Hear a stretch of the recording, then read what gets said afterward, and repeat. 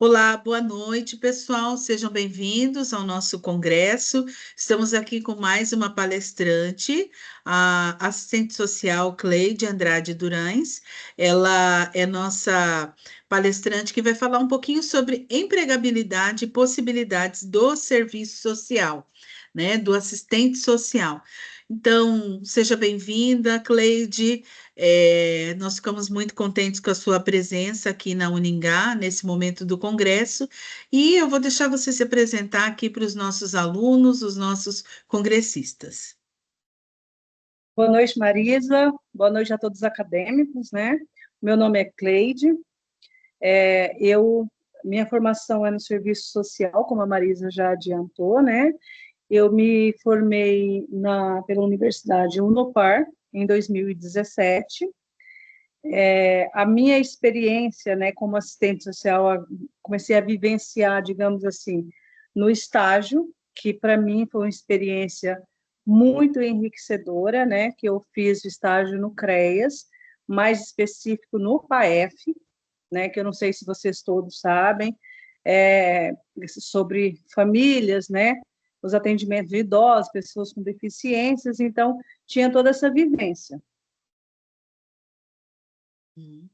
Cleide, e você fez esse estágio e depois como que foi a sua trajetória, né? Quando que você se inseriu nessa área social? Você foi direto para a área social ou você antes trabalhou em algumas coisas depois de formada? Você trabalhou em outra área depois de formada? Na verdade, quando eu terminei a minha faculdade em 2017, no início de 2018, né, eu consegui um trabalho numa operadora de telefonia, só que eu fiquei pouco tempo, porque até então eu fiz uma entrevista numa OSC, né, no terceiro setor, onde eu fui contratada. Porém, eu fiquei apenas um mês nessa OSC. Lá era um jovem aprendiz, porque houve a eleição para concorrer, né, a conselheiro tutelar, e eu me candidatei a essa vaga. E graças a Deus, né, eu fui eleita, amei trabalhar no conselho tutelar, uma experiência muito enriquecedora também, visto que eu já tinha alguma bagagem de vivência, porque o serviço, né, o serviço social, ele te dá bastante norte em relação à ECA, direitos de garantias, tudo isso, né? Então, eu já entrei no Conselho Tutelar, digamos assim, não como uma experiência para ser conselheira, mas eu já tinha essa bagagem devido ao estágio no CREAS, né? Que eu falo assim, que caminha praticamente junto. Então, eu fui conselheira tutelar de 2018 até a gestão, que eu peguei um período de uma nova eleição, né? Até em 2020.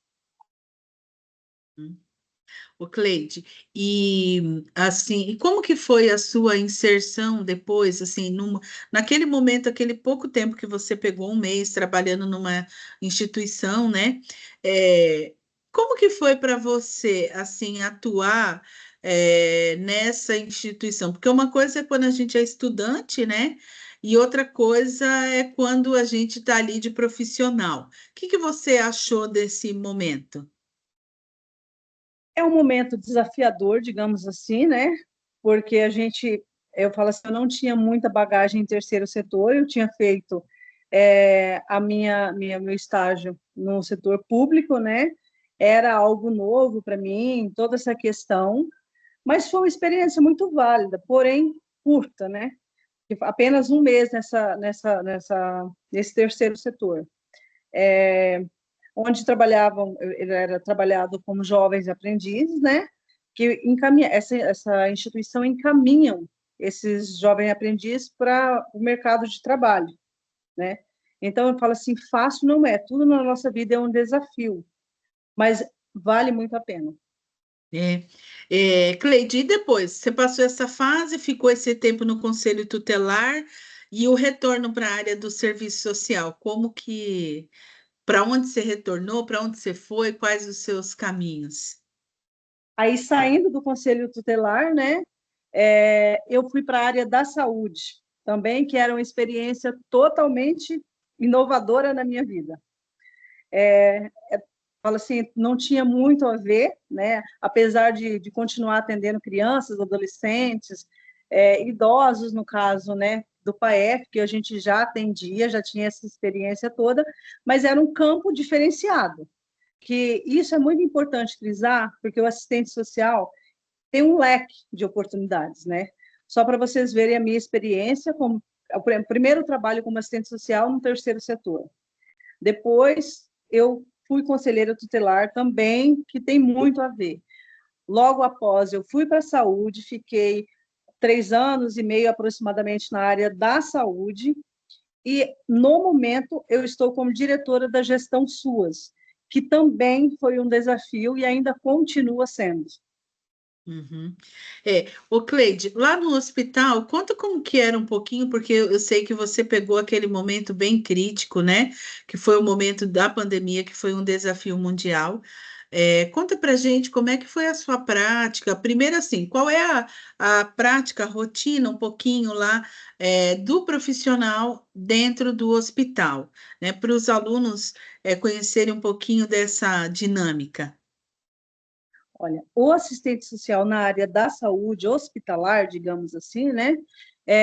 Você faz o acompanhamento familiar, faz o acompanhamento do paciente, encaminhamentos, no caso de, vamos citar exemplos assim, né? Quando o paciente precisa do oxigênio, né, domiciliar, você monta os processos, a hiperbárica, câmera de oxigenoterapia, né? Tudo isso daí você auxilia a família e norteia, né? Como você pode ajudar essa família. Sem contar, além dos encaminhamentos, no caso de gestantes que não faziam pré-natal, então, ou seja, nós atuamos, né, assistente social na área da saúde, para garantir os direitos de todo cidadão, né? Por exemplo, assim, a gestante não fez o acompanhamento do pré-natal, automaticamente entende-se que negou-se o direito dessa criança de ser acompanhada. Então, automaticamente fazia-se o encaminhamento para o conselho tutelar, com toda essa situação. Tem uma outra situação também que poucas pessoas sabem, mas que a gente também, eu, né, atuava bastante, a questão da entrega voluntária, quando uma pessoa por um motivo ou outro, ela não consegue ficar com essa criança, isso é legal, tá, gente? Então, ela faz o acompanhamento, tanto ela pode ir direto ao Ministério Público, né, conversar com o pessoal do site, ou não, ou de repente ela vai no hospital e diz, olha, infelizmente eu não posso ficar com essa criança, eu não quero ficar com essa criança, gostaria de fazer a entrega voluntária. Então, todo esse acompanhamento a gente também fazia, né? Aí encaminhava para a promotoria, e aí sim eles fariam todos os trâmites legais para que essa criança pudesse ser adotada e tivesse o direito garantido de ter uma família, né? Uma família, amor, educação, como é constitucional. E também, né, Cleide, falando ainda dessa questão da entrega voluntária, a gente tem a questão do direito da mulher, né, do direito da genitora de fazer uma entrega segura, uma entrega responsável dentro dos limites legais. É, só Inclusive, que, né? e aí eu acho assim, você já chegou assim, vou perguntar uma coisa, você já percebeu alguma vez, trabalhando ali no hospital, alguma situação de que a pessoa às vezes ficou com vergonha de falar sobre entrega voluntária, conseguia fazer alguma abordagem nesse sentido com as mulheres? Na verdade, sim, eu vou ser bem sincera com vocês. A primeira vez que eu ouvi esse assunto, me assustou. Eu pensei, mas como assim, né? Mas automaticamente a gente trabalhando, a gente começa a perceber também o lado da outra pessoa, né? Por Uhum. algum motivo, ela não pode ficar com essa criança, ela não tem condições. E há, sim, algumas mulheres que ficam, sim, envergonhadas, né, de ter esse posicionamento. Então, trabalhando, a gente vai percebendo, assim, que não é um ato de covardia. Ela está Uhum. dando a chance de uma outra família, no caso, né, ter um filho tão desejado, que até o momento não era possível. Uhum. Então, eu sempre comentei muito com a equipe que a gente tem que ter muito cuidado com essa questão de julgamento. A gente não está lá para julgar, a gente está lá para garantir direito tanto dessa genitora quanto da criança, né? É. E aí no hospital e além também, inclusive no período, né, da pandemia, que foi um período tenso para muita gente, né? Crise de ansiedade, toda essa questão, nós trabalhamos como linha de frente. Nós, que eu digo assim, a equipe que eu trabalhava, né? Que era composta de uma equipe multi, né? Mas a gente tinha muito contato com as famílias, que eram eu, uma outra assistente social e mais duas psicólogas. Na época, não sei se vocês se recordam, não era proibido, não era permitido familiares visitar seus entes nos hospitais. Sim. Então, foi um momento muito difícil, muito, muito difícil, porque nós éramos a ponte entre eles, nós que passávamos as notícias, né? E automaticamente você, por mais que a gente aprende na faculdade, não pode criar um vínculo, a gente era o porto seguro de muitas famílias, né? Que por inúmeras vezes eles falavam e relatavam, não só para mim, como para as psicólogas que trabalhavam comigo, também com a outra minha parceira assistente social, que às vezes dava até um alívio quando conversava com a gente, né? Cria-se uma confiança e cria um vínculo também, não tem como não criar, né? Naquele período que nós éramos como se fosse a única o elo de ligação entre paciente e família, né? É, E foi um período bastante tenso, porque não é fácil você ver pessoas jovens, às vezes sem comorbidade, sem nada, entrando e de repente era algo invisível, era uma guerra invisível, né? E que muitas vezes a gente sentia assim a impotência, porque a gente não sabia quase nada sobre essa doença, né? sim. Então foi um momento muito delicado, porque eu vi muitas mães perdendo filhos, adolescentes, vi muitos filhos perdendo seus pais, esposas, e todo esse processo também entra o acolhimento da equipe, que também é muito importante, né? E É, pensar, né, Cleide, que também é o outro lado, se a gente for observar enquanto profissional, como trabalhar o serviço social numa situação totalmente nova, numa crise, né, numa super crise fundamental, mundial, sem política pública, assim, definida, a política que a gente tinha era a saúde pública, mas com tantas novidades, com tantas emergências, né? Isso abalou o mundo financeiro, a questão da saúde, a família, a escola, tudo abalou, né? Então, foi eu acho que assim, quem passou esse momento, essa crise, e atuando na saúde foi assim, foi espetacular, né? Porque a gente perdeu muitos profissionais. Não se sabia até que ponto, né, Cleide, que ia, né? Eu vou até aqui, o outro vem até ali, que nem você falou assim. Ah, que a gente sabe que não deve ter esse vínculo, mas é impossível num momento desse grande de flagelo, né? exatamente. Inclusive, eu gostaria de contar uma experiência que eu tive, né? Na época em que eu era acadêmica, eu tive um professor, um tutor, inclusive, na Unopar. E passou acho que alguns anos, eu, de fato, perdi o contato com ele. E um certo dia, olhando no sistema, eu percebi o nome desse tutor que eu tive. E ele estava na UTI com Covid. Então, a recomendação, inclusive, né, era para que, se fosse necessário o contato, que todos nós devêssemos, né, tínhamos que nos paramentar, colocar Uhum. avental, luvas, a gente tinha que entrar totalmente paramentados. Uhum. E era assim, como não tinha visita, não tinha ninguém. Eu, como ser humano, eu falei, eu gostaria muito que se eu tivesse nessa situação, alguém fosse lá me dizer, olha, eu estou com você, eu estou aqui. Uhum. Então, eu falei, é uma experiência que eu nunca vou me esquecer. E eu entrei na UTI onde ele estava. E quando eu cheguei, eu chamei, né, pelo nome da pessoa, desse meu tutor. Eu não vou citar nome, porque, inclusive, eu não perguntei, não pedi autorização para ele para contar sobre isso, né? E quando ele me viu, os olhos dele brilharam, sabe? E ele esfregava os olhos, ele olhava para mim de novo, Aí ele falou para mim, eu estou sonhando? Eu falei, não, eu estou aqui com você. Aí ele começou a chorar, foi uma experiência assim, sabe? Que eu me emocionei, ele se emocionou. Aí ele falou para mim, ele falou assim, olha, eu estava com tanto medo, mas quando eu te vi, você foi minha aluna. E eu tinha certeza, desde o primeiro momento, quando a gente começou, sabe, assim, a interagir, que você ia seguir a sua profissão. E ele falou assim que me ver ali passou uma confiança tão grande, né, que ele disse que ele se encheu de esperança.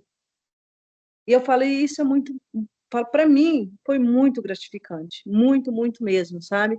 Saber assim que eu podia estar ali ajudando não só ele, que eu conhecia, mas inúmeras famílias desconhecidas até então, mas que automaticamente você aprendeu sabe assim, a ter um carinho por telefone, você ouvia a voz, você conversava, e depois que muitos casos, né, que passou toda a pandemia, que aí a gente já podia receber visitas, muitas famílias nos procuravam para agradecer tudo que foi feito naquela época, porque a gente era muito limitado, mas nós, né, nós tínhamos a obrigação de ser a ponte entre o hospital e os pacientes. E eu digo assim, não era só obrigação profissional, eu acho que como obrigação, como até como ser humano, né, de deixar a vida do outro um pouco mais leve, né, a gente não podia negar as informações, né, não Uhum, poderíamos mentir, mas de uma uhum, forma mais sutil. uhum. Ô, Cleide, e daí agora eu até ia brincar e falar assim, nossa, se esse tutor não foi um bom tutor, é essa hora que viu a aluna, né? Mas ele foi um bom tutor, né? A gente percebe quanto que você é dedicada e quanto você é aplicada na prática profissional. E como que está sendo assim, agora você muda de esfera, sai dessa esfera do cuidado e do cuidado assim, é, Direto, direto. né? Do atendimento direto, Sim. indo para um setor totalmente novo em Sarandi, e que é a vigilância socioassistencial, né? Inúmeros municípios não têm esse setor, mas Sarandi, graças a Deus, tem, uma vez implantado, não, ele vai continuar, né? O que é o setor que eu trabalho agora, atualmente? Nós não temos atendimento ao público, nós trabalhamos com dados, né? Com análise de gráficos para verificar assim, qual é o território de maior vulnerabilidade social, né? Toda essa questão com ações. Então, ou seja, nós armazenamos todos esses dados dos equipamentos, de todos os equipamentos da assistência. Eu falo assim, um setor que não é fácil, né? Mas eu falo assim, é um aprendizado constante, né? Eu falo assim, a Marisa acompanha meu dia a dia ali. Eu tenho uma equipe maravilhosa, inclusive, uma curiosidade, a minha orientadora de campo, né? Eu trabalho com ela hoje, eu sou diretora dela. Então, ou seja, eu sempre falo para ela que o profissional que eu sou hoje tem muito dela, do conhecimento que ela me transmitiu, né? E eu sou muito grata, inclusive, né? Então, o meu setor hoje, somos 3 profissionais no meu setor, que sou eu, a minha assistente social de campo e uma administrativa. Ô, Cleide, Então, deixa eu só fazer uma observação, porque numa outra palestra eu até estava falando assim, ó, que, e volto isso para destacar para os alunos da importância de fazer bem um estágio, porque hoje você está ali, você hoje é chefe da sua supervisora. E eu vejo assim como que no serviço social o estágio ele é importante, ele é uma vitrine para o profissional, né, para o aluno. Ele propicia possibilidades de contatos profissionais no futuro, né? Então ali é a sua rede, é o seu workshop, né? Como diz no linguajar da administração, você consegue ter ali muito, você consegue ter um contato maior, isso é muito importante, até para se tornar referência, não só dentro do seu município, mas da sua região, da sua área, né? Sempre alguém vai lá, ó, eu preciso de uma pessoa que tenha conhecimento em tal lugar. A gente, deixa eu lembrar, fulano já fez isso, fulano atua nisso, né? Então, mais uma vez, aluno, você que está aí participando do congresso, para você perceber, olha a importância por que que a gente reforça tanto a questão do estágio, a importância das horas cumpridas em campo, fazer direitinho, dar importância, estudar a documentação, né? Isso é muito importante. E eu sempre digo que a teoria é muito importante na nossa vida, mas não igual à prática, né? Eu falo assim, Sim. a prática, o dia a dia, que a gente se depara com todo dia uma experiência, né? Uma novidade na nossa vida, que às vezes até a gente que já tem uma bagagem, fala, e agora, né? O que nós podemos fazer para garantir isso? Porque, infelizmente, eu falo assim, as políticas públicas deixam muito a desejar em certas situações, né? Mas eu digo assim, essa questão de se dedicar ao estágio, de procurar sempre assim estudar, né, ver além do que simplesmente um estágio obrigatório. Não, ali é a sua preparação para o profissional que você quer ser. Uhum. Ô Cleide, e uma outra coisa assim, né? E a área que hoje você tá, você falou, é dados e tal. Esses dados, né, que você trabalha lá na gestão do SUAS, eles influenciam a vida da população, da sociedade em geral, como um todo, ou não? Com certeza, né? Que eu falo através desses dados, né, que os equipamentos, que são CRAS, CREAS, centros de convivência, eles vão nos passando, que a gente tem noção qual território tem maior vulnerabilidade, qual território que precisa de mais ações, né? Esse território aqui precisa com mais urgência de um CRAS para construir, porque a população já fala assim, já está extensa e um CRAS só não é possível, né? Então, tem todo, fala assim, uma importância, porque é através da vigilância socioassistencial que se pode fazer um diagnóstico, né, do território, de onde tem maior vulnerabilidade e o que precisa ser feito, as ações que precisam ser efetivadas. Uhum.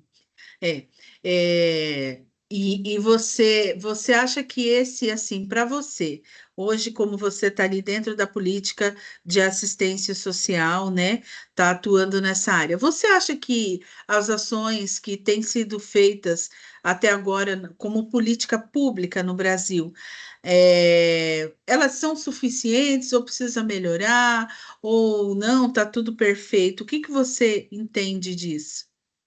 Não, eu falo assim, precisa melhorar sim, né?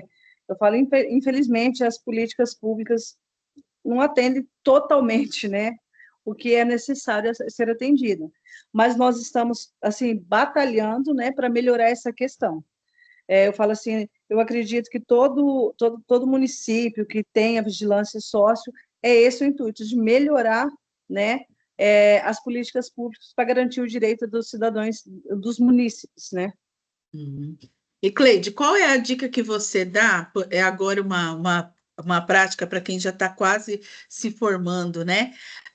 Que dica que você dá na questão assim, qual é a postura que eu devo ter para buscar um serviço na nossa área, né? Eu sempre costumo falar para os alunos que para nós o serviço social ele é muito generoso. Quanto mais idade a gente tem, melhor fica para a gente poder trabalhar no serviço social, porque a gente vai tendo prática de vida, a gente vai observando mais os fenômenos sociais, a sociedade, né? Então a gente vai tendo mais essa possibilidade. O que que você dá de dica para esse aluno aí que está assistindo a gente? É, dica de currículo, onde buscar, como fazer, o que que eu tenho que destacar, como que eu devo falar? Será que é importante a gente realmente estudar? Vale a pena ou não vale a pena? Vamos levar no oba-oba o estudo. De forma nenhuma, né? É muito importante estudar, até porque eu falo assim, se você for o tipo de pessoas que têm várias experiências, como eu, em várias áreas, né? Todo dia é um aprendizado, então você tem que buscar, sim, né? Estudar, se capacitar cada dia mais. Até porque, né, gente, vamos combinar que conhecimento é a única coisa que ninguém te tira, né? Quanto mais você tem, melhor é. E isso, as pessoas podem tirar tudo de você, menos o conhecimento, né? Então, se capacitem, vai atrás dos seus sonhos. Se você tem o perfil de trabalhar na saúde, busca, porque eu falo assim, tem oportunidade de trabalhos, né?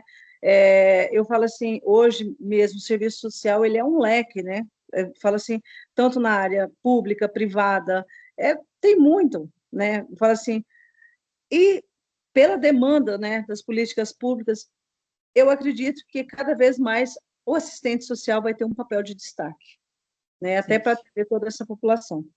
O Cleide, e assim, o nosso congresso, o tema dele esse ano é sustentabilidade e meio ambiente, né?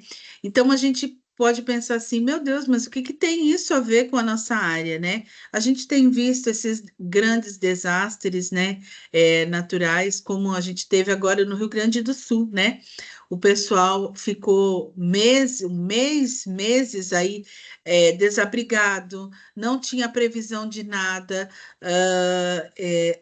E assim, qual que é a sua visão, rapidamente, também nessa questão da sustentabilidade da nossa profissão? Porque, como você falou, é uma profissão que abre bastante leque, né? Mas, em especial, o que que você pensa nessa área ambiental, serviço social? Você acha que tem uma boa perspectiva? A gente precisa aprofundar, não vai aprofundar, ou isso é com outras áreas? O que que você pensa sobre isso? De forma alguma, né? Eu acredito assim que deve se aprofundar, sim. Inclusive agora a gente tem várias ODS, né? Que é o desenvolvimento sustentável. É muito importante. Gostaria de falar um pouquinho sobre o projeto que nós tivemos, que foi em parceria com o CREAS, né, com medida socioeducativa, justamente sobre uma questão ambiental. Além de trabalhar a consciência ambiental, né, trabalhar também essa questão social com os jovens e adolescentes infratores que cumprem medida socioeducativa. É muito importante isso daí, a gente passar e deixar um legado, né? Eu falo assim, eu sempre brinco com o pessoal, né? Nós plantamos árvores e quando eu for com maior idade, né, para eu ter Uhum. orgulho de falar, eu contribuí para o meio ambiente ser mais sustentável, né, inclusive para a questão hídrica, né, do nosso município, porque a água é um bem que eu falo, se a gente não cuidar, daqui a alguns anos poderia faltar. Então, essa tem que ser uma preocupação também do assistente social. Sim, os recursos naturais, meios sustentáveis, né? Informar a população também, às vezes mais marginalizada, de que existem meios dela se autossustentar, preservando o ambiente, né? Tem as nossas comunidades Exato, ribeirinhas, né? né? Indígenas, né, Cleide, que também é importante dar um destaque para essa população, né, que está ali e que precisa também dos nossos cuidados, porque a gente vê que com o avanço do capital, às vezes a gente vai desvalorizando, mas a natureza ela está dando esse retorno, né, de que, olha, vocês podem avançar muito, mas eu também estou aqui, e a gente, se você avançar demais, a gente vai reagir, né? Ela nos alerta, né? Olha, vocês estão vindo, mas eu, né? Então, eu acho que é tempo de a gente começar a fazer o trajeto o oposto, né? Agora, cuidar. Isso. Cuidar. Fala assim, preservar, né? E eu falo assim, cuidar para reflorestar o que foi tirado, né? É Exato. muito importante essa questão. Cleide, então a gente está encaminhando para o final, né, da nossa fala aqui com os alunos, né, e eu já quero de antemão agradecer demais, né, o nosso convite, o seu convite, né, você ter aceitado o nosso convite aqui, para falar com os nossos alunos, com os nossos congressistas, tá? Quero te agradecer imensamente e justamente eu pensei em você porque você tem uma riqueza e uma diversidade na sua prática profissional, né? Então, você é uma pessoa que já passou por vários locais, teve várias possibilidades e isso enriquece também ali o imaginário do aluno, é uma possibilidade dele ver também se identificar, porque às vezes ele faz a faculdade e não tem muita dimensão do que ele pode, né? Aí ele pode tudo que ele quiser, né? Então tem a área de concurso público, tem organização não governamental, empresas privadas, né? RH também, a área de RH hoje também tem muita contratação de profissionais, as grandes empresas, na área jurídica, nas políticas públicas, né? Então a gente tem uma infinidade de possibilidades.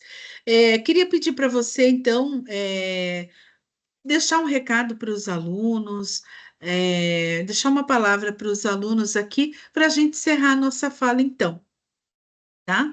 Eu diria que resiliência, sabe? Essa é a palavra, digamos assim. Não desistam. Eu falo assim, é muito gratificante quando você consegue fazer a diferença na vida de alguma pessoa, né? Você garantir o direito dela, você vê que essa pessoa está tendo uma vida transformada por conta de um encaminhamento, de você falar, olha, você pode fazer diferente. Isso não tem preço, gente. Em uma outra ocasião, se porventura tiver um convite, eu tenho muito mais histórias para contar para vocês durante o percurso que eu passei, né, durante a minha vida profissional. Muito obrigado, Cleide. Estaremos entrando em contato com toda certeza para voltar e fazer mais algumas falas aqui com os nossos alunos, será muito importante. Cleide, muito obrigada e um bom descanso, tá? Obrigada mesmo. Obrigada eu, gente, e uma boa noite. Olha, não desanime, vale a pena. Tá, joia. Tchau, tchau, Cleide. Tchau, gente.